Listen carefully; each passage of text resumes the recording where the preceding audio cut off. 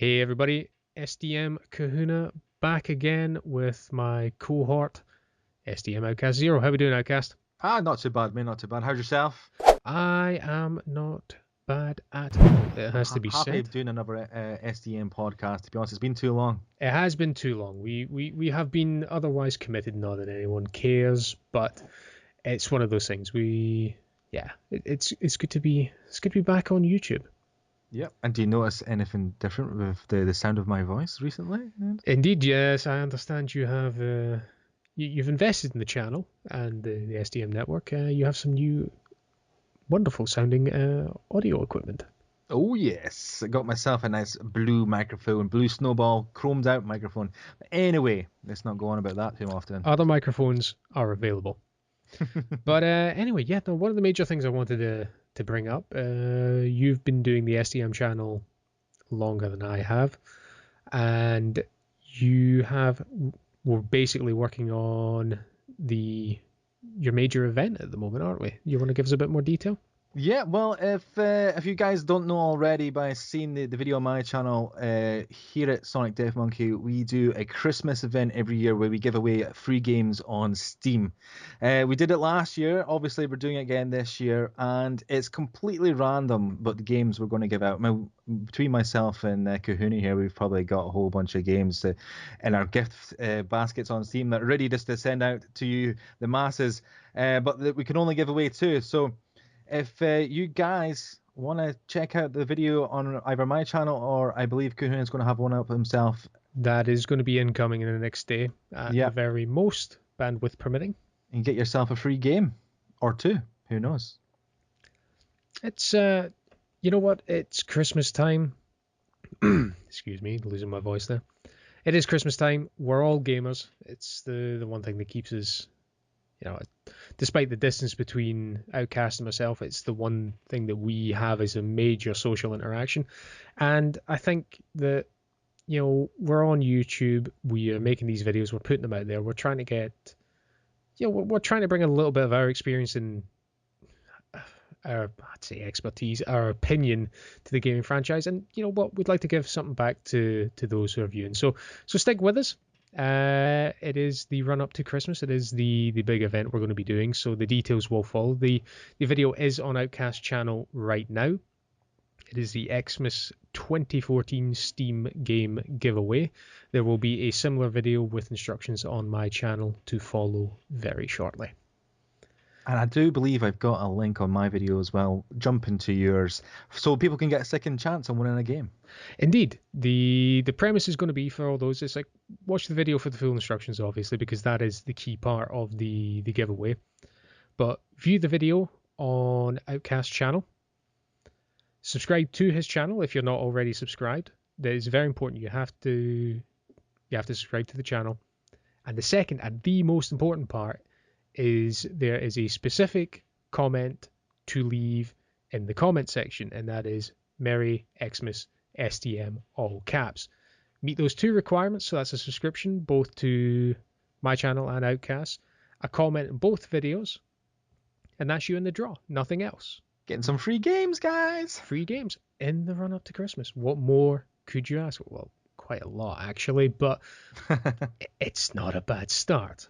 I just want to sit on Santa's knee. Anyway. You've always got to lower the tone. Every time.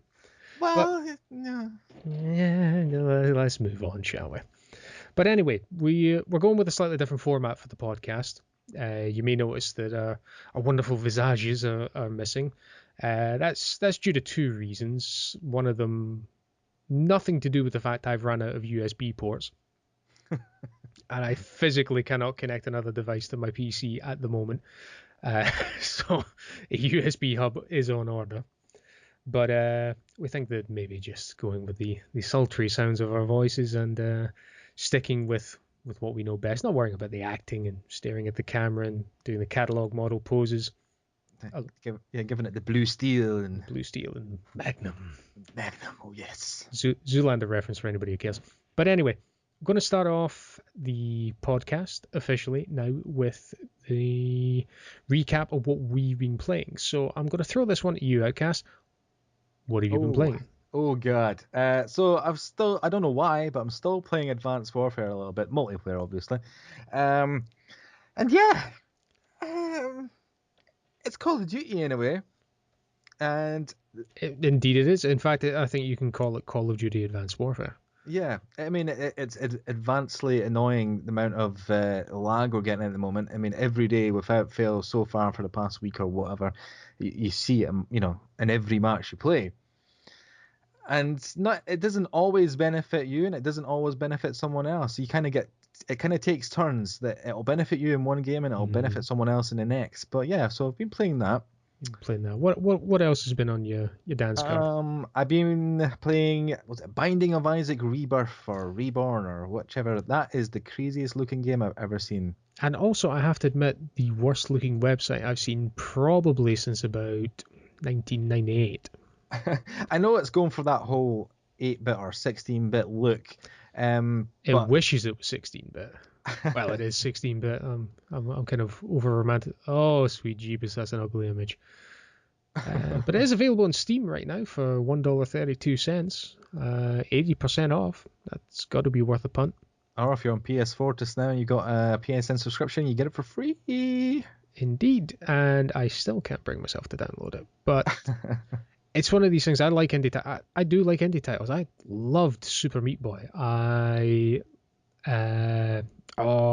Super Time Force, Shank, Mark of the Ninja. These are all fantastic games. Oh yeah, Shank was good, I got admit. Binding of Isaac hasn't really pulled me in, but yeah, that's a story for another day. I've played a little bit of it. I mean, it is very dark and it's got some gruesome things. I'm not entirely sure how my character's got the ability to shoot out little tears or whatever the hell it is out his face to kill the monsters, but hey, what else? Because that's how we sell things. We drop into the fetal position, weep tears of awesome, and our enemies are vanquished before us. I knew I was doing something wrong. Yeah, that's it. Yeah, the violence and punching and the shooting, that's just not the way to solve it. But also, I've been playing Army of Darkness Defense. Now that's an Android game. I'm not sure if it's on iOS as well. It possibly could be. But if any of you guys are fans of the Evil Dead movies, the old ones, that is, Army of Darkness was the last Evil Dead movie to be made by Sam Raimi, as in the old ones. And it's literally a straight up tower defense game. You're Bruce Campbell / Ash, and the music, the sounds, everything's been taken from the movies. It is fantastic and funny as hell. Definitely worth a try. Definitely want to check out for the mobile gaming platform and showing our breadth and diversity. Not only PC master race, console elitists, also mobile gaming to boot. So anything else you've been running through? I haven't been playing anything yet, but I do have a whole bunch of things waiting on me. Like I bought Assassin's Creed Rogue. You thought I was going to say Unity there. There was a point where I was about to question your judgment, but yes. Yeah, I do want to get Unity, but we'll wait until the craziness has dissipated. But I've got Rogue ready and waiting for me to play. I did buy the recent Humble Bundle where I got an absolute buttload of games, including Saints Row 4 and a few other things. And then the funniest thing is I did get given 3 copies of Insurgency that I was able to give away for free, which I did on Twitter the other day there. Which was my pleasure, obviously. I mean, what am I going to do with 3 extra copies of the game? But yeah, so I've got all those games to look forward to playing on my PC. And do I have something else? Oh, yes, and we're going to start playing World of Warcraft again. Ho-ho! Yay, World of Warcraft. I almost remember how to play it. Yeah, I haven't a clue. That is going to be our next kind of conjoined disastrous gameplay project together. But it's one of these things. It's like we've made so many comparatives in the past when we started off with the Destiny podcast of things that Destiny has blatantly taken from other MMOs. So why not? Let's see if is it nostalgia, rose-tinted glasses that were perhaps overviewing. Let's face it, the old kid on the block now. It's been 10 years, which, if you think about it, is absolutely insane. I highly recommend, however, checking out the Looking for Group Blizzard documentary that's on YouTube. They launched that a couple of weeks ago. That's actually a very interesting watch. From myself, I work in IT, and the section where they're talking to Blizzard's and network IT basically manager. I was geeking out when I could see their NOC, their network operations center, the equipment, and just the plethora of screens and the best equipment in the world. Is like, oh my god! As you were drooling at the mouth. I was like, just let me. And it's actually very entertaining. It's interesting to see how the game is developed and how the people involved have been. So I highly recommend that. Check that one out on YouTube. It's completely free. You can do far worse. For myself, I've been playing a gamut of games at the moment. It's like I've still been rocking out with Destiny, despite some of our negative comments and such on it. The core gameplay has still kept me suckered in. I'm playing with a bunch of my colleagues and friends. We've successfully run the raid a couple of times now. It was quite funny last night. We were playing after the 2.4 gig patch update, which has introduced a few new features, including the ability to select your default chat options when you're in fire teams and such like that. So you can actually speak to other people in an MMO. Oh my god. Who'd have thought that was a good idea without having to engage in a party chat. It broke the mold on that one. I have to say, thinking outside the box, Bungie. If we ever hit it big, Bungie are going to send us sod all in the way of promotional material. They're going to be, you guys were assholes. You're continuing to be assholes. You say you like our game. You say bad things about it. We dislike you, so no Bungie wristbands for you. Hey. At least they're sending us hate mail / comments. I'd be happy with that. You know what? I would actually be quite happy if the entire Bungie staff went on any one of my videos, posted hateful comments, and disliked the video. I'd be like, I pissed off Bungie, and then I'd slowly cry because I realized that I really, really like Bungie. Yes. And yeah. they have produced, Destiny is getting there. We're seeing some improvements. But they are responsible for one of my all-time favorite, probably my all-time favorite gaming series, and that's the Halo series. And I have been rocking it, not as much as I'd like with the Halo Master Chief Collection, but I have been playing it. I saddled up with a good friend of mine, Michael, who's over in the States.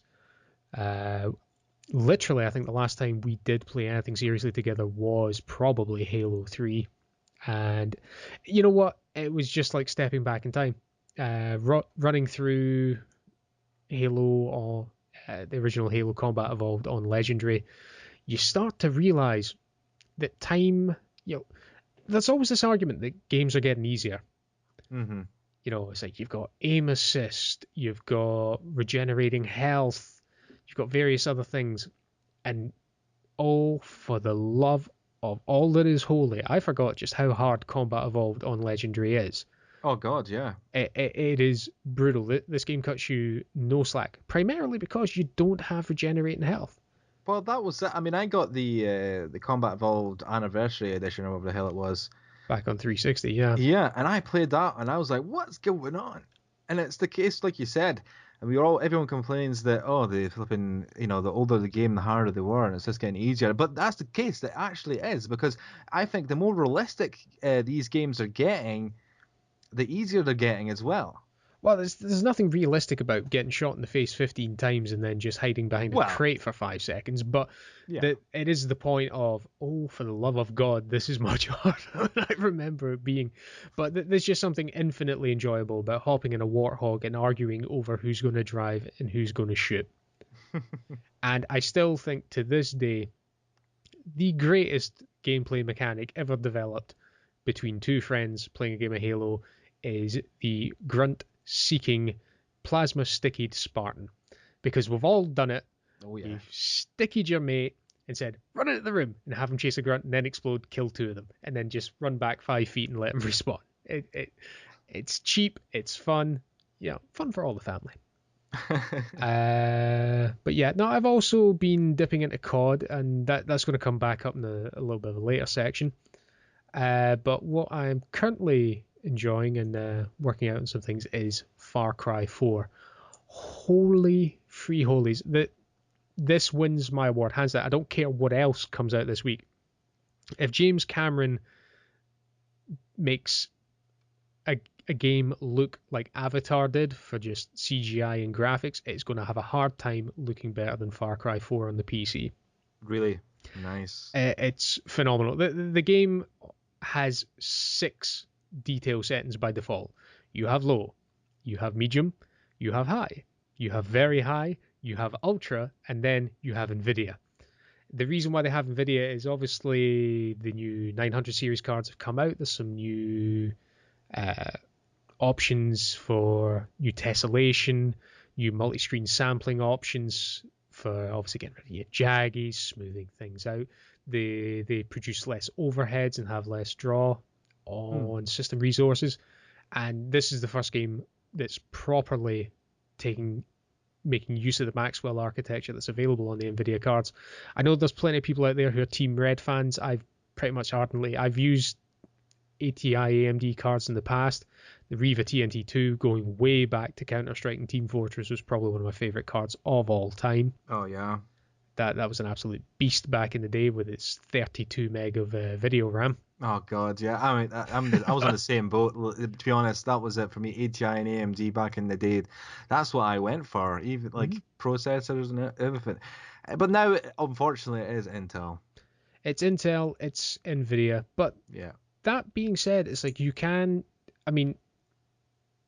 Red AMD cards will always give you phenomenal bang for your buck. Oh, I mean, that's what I was going to say next. To be honest, if you are on a budget, then go for it, because you're getting, like Kahuna says, you're getting a hell of a lot of bang for your buck.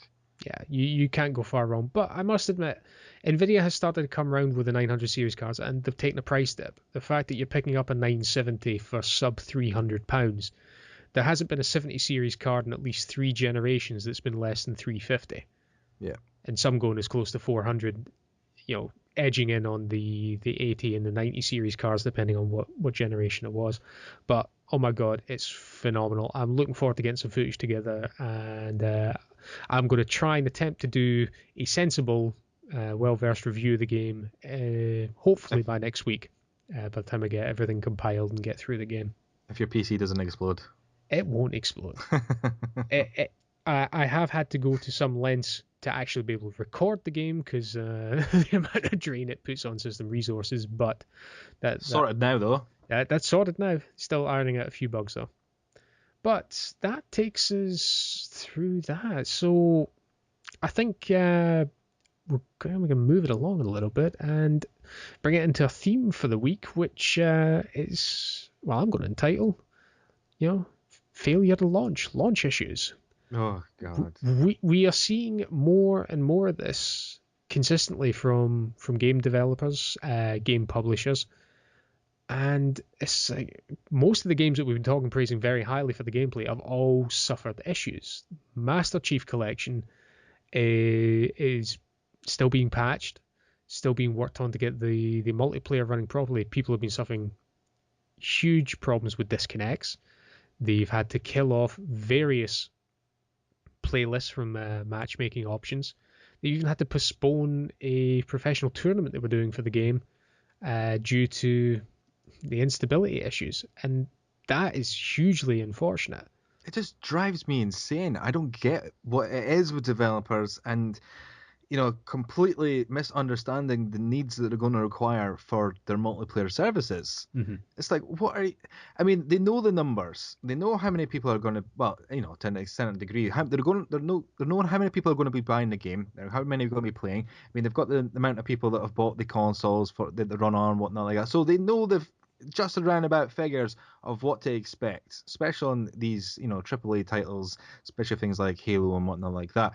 And it's the same thing with Call of Duty and Battlefield as well at the end of the day. But you've got these massive developers who literally do not understand the fact that even despite for many, many years bringing out these games, they don't understand how popular that their multiplayer side of things are going to be. I don't get why. I think the problem is wholeheartedly the fact that there's been a massive underestimate on how many people are connected now. If you think of how many people in a household environment nowadays connect to digital streaming services, let alone just play games, because that used to be predominantly what the internet was for back in the day when we were starting out, especially when broadband hit. Oh my God, broadband was a godsend, wasn't it? Yeah. I mean, I remember playing Counter-Strike version 1.6, and I was lucky enough at the time. My father had invested in ISDN for the house. Even just on 64K, I was kicking everybody else's ass on dial-up because I was Neo in the Matrix at that stage. They just, a 300 millisecond ping on dial-up versus hell yeah, versus 150 millisecond ping on ISDN. But then, of course, and this is a phrase that will show my age, LPB started showing up when domestic broadband started rolling out. And LPB, for those of you who aren't old enough to know better, is low ping bastard, because the ADSL networks, although they were only quarter, half, and 1 meg lines when they started, this was before we got second generation ADSL, which gave us 2 meg, which you wouldn't be happy with on your phone these days. Because the networks were so quiet, latency was non-existent. You were getting guys with like 18 and 20 millisecond pings. It was impossible to fight them. But, here we are. That's 14 years further on from that time scale, and everybody and their dog's now got high-speed broadband, hopefully high-speed broadband, at least ADSL 2. There's no dial-up anymore, and fiber connections are more and more prevalent, and everybody and their dog is using it for Netflix, Roku, Now TV. If you think of the data that must be getting passed out from your average street compared to 10 years ago, and then we get companies like Activision who decide, you know what we'll do? We'll still roll out our current generation massive AAA title, first-person shooter that is famous world over for being a multiplayer game, and we'll use the same fucking networking solution we were using in 2007 because it's not going to cost as much more money. And maximize profits, really, at the end of the day, does it? Exactly. And I mean, Activision shareholders are laughing all the way at the bank. And it's a case of, it's like, well, you did say you were going to give us dedicated servers. And like I say, you've mentioned the lag that we've experienced in COD. I've actually got some pretty hilarious footage of it. I haven't done anything with that yet, but the rubber banding is colossal sometimes. And Activision came back the other week with a statement going, it's like, when the developers Sledgehammer Games were questioned about the dedicated servers that haven't shown up, and said, oh yes, we have global data centers where we have listening servers to make sure that people get the best possible matchmaking experience in the world. That's great. I don't care how many servers you have set up that are looking to see, it's like, right, okay, there's 3 billion players right now who are looking to get connected, and we'll shunt all these guys together, all these guys together. If I still get stuck with Pablo and Guatemala's tin can solution ADSL, and that's not his fault. That's not the problem of the person who, because you might be miles away from the exchange. You might be in an area that just wasn't big enough, small villages where there's not enough people for the telephone networks to invest in the damn broadband. But it picks you as the host, and then it does lag compensation that is so off kilter that it makes my connection as bad as his, so I don't run away with the game. That there's times where I am unstoppable, and there's times where I can't kill anyone. Exactly, yeah. You knew what was coming. This is the 7th Call of Duty game. I think it's like that with every single... It's technically the 9th, sorry, I'll correct myself. There was Call of Duty 1 and 2, but... It's like that with every one of the developers that make these shooter games, to be honest. They all seem to just completely underestimate their popularity, which is strange. I mean, going back in time sort of thing, I remember playing games like, oh my God, Duke Nukem 3D and things like that, or... My first game online ever was Duke Nukem 3D. Me and SDN and Richie, that was one of the things that we pretty much did all day long in college, and then it moved on to things like Delta Force and Delta Force 2 and whatever. Overlogic for the win. And those games were, like, multiplayer wise, they were completely flawless. That there was never like a piece of no, because it was a quieter time obviously over the internet, but there was no lag, there was nothing. And I remember one instance where I was on a map with SDM Richie, and I managed to flank him, which took me 30 minutes because he was in a sniper position. It took me 30 minutes.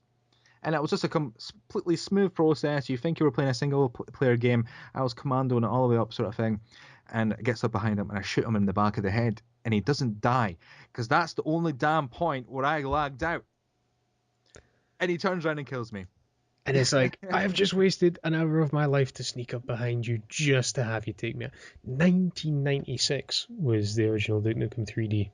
Oh my god, yeah. I remember playing it on private networks as well, rather than over the internet. But yeah, Jesus Christ. But yeah, I mean, it's like, come on, guys, you really need to kind of stop being such douchebags and fork out some money with this, because we're all getting pretty sick of it. But unless we all do or say something about it, nothing's going to be changing. Exactly. Unless you vote with your wallet, or somebody sues the ever-loving hell out of a game developer and makes a legal precedent, then they're just going to continue to do it. Some people have tried, though. I've seen that. Some people have tried suing. It doesn't really get them anywhere, unfortunately, but it's the premise behind it all, really, isn't it? It is indeed. Well, it's like Assassin's Creed Unity as well. You made mention of that. God. It seems to be getting reasonable Metacritic reviews at the moment. Not so much on Steam, but I was looking forward to that game so bad. So bad. Pretty pale fucking website, if I'm being honest. But I'll just stick with Rogue just now. Let's give them the trailer, shall we? But yeah, it's like, again, disconnect, weird graphical glitches, and this is a game that, although it has multiplayer functionality, and to be honest, I don't really see the need why it has. Well, multiplayer is actually not too bad on Assassin's Creed games, to be honest. I've always enjoyed the PvP, but the co-op, okay, right, I can understand. Everybody's got to have the multiplayer angle nowadays. All the consoles are required to be connected now. It's the end thing with the kids. It is. It's, down with the youngins. But it is very much a case of, well, okay, this game worked perfectly well on its own, but I don't think it's a case of adding the multiplayer caused the breaks. It's just the fact is, whatever step up they've done with the engine and the back end technology, they just haven't had time to finish it. But they just rushed it to get out, didn't they? At the end of the day. But then I know they had the Rogue coming at the same time, but that's obviously a different studio that were making that, surely. Yeah, there's no way the original dev team would turn out the two of them in that level of time. No way, no. But yeah, so it's quite a worrying state that we're seeing. My mates and I, Win 2000B, Riser, were playing the Destiny raid last night, and thanks to post-patch, it was playing in like single figure frame rates. It was literally a case of I could see when the enemy were going to shoot me, and I could dodge in between the laser blasts half the time. You sure you weren't just like, just gaining some superhuman powers? I'd like to think that was the case, but sadly not. I'm going to go with no on that. But yeah, it's like, if we're going to invest so hard in moving everything into this permanently online stasis, we need to make sure the infrastructure's there to support it. You are dealing with millions and millions of concurrent connections. Spend the money. But I know the risk is for game development. They're hugely expensive ventures to begin with, and servers are not cheap. And the thing is, I always try to remind everybody, should I say, is it's not getting cheaper for us, the gamers, at the end of the day. Yeah, they're adding all this multiplayer functionality, which makes you think you've got a little bit more for your buck with the game. But the games, obviously, for the past, God knows how many years now, have gotten a bit more expensive, obviously. And you're having to pay for your internet connection, and you can't just get any old internet connection. It's got to be a decent one enough for you to run everything on. So you've got that cost entail every month as well, and that obviously isn't that cheap either. So, I just think, I know there's not a lot one person can do about this whole developers throwing out rubbish, but I think as a whole, as a gaming community, we can maybe try and steer everyone towards something a bit better for us financially and for gaming. Indeed. It's like, I don't necessarily accuse everybody of throwing out rubbish, but we do need to see a bit more forethought going into, if you're going to force a multiplayer on us or make it a key part and component, please, for the love of God, plan far enough ahead that you're going to be able to support it. But again, the major Christmas releases are out now. We're not really going to see any other big AAA titles now until next year. So, but it's exciting times. There's a lot of fantastic stuff. We're seeing new technological advancements. We're seeing fantastic graphical pushes on the PC.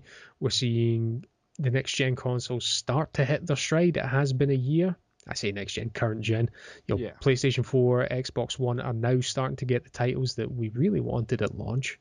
I want a Final Fantasy on the PS4. You'll get there, man. It's coming next year. Next year, 2015. That's not that far away. We've waited long enough.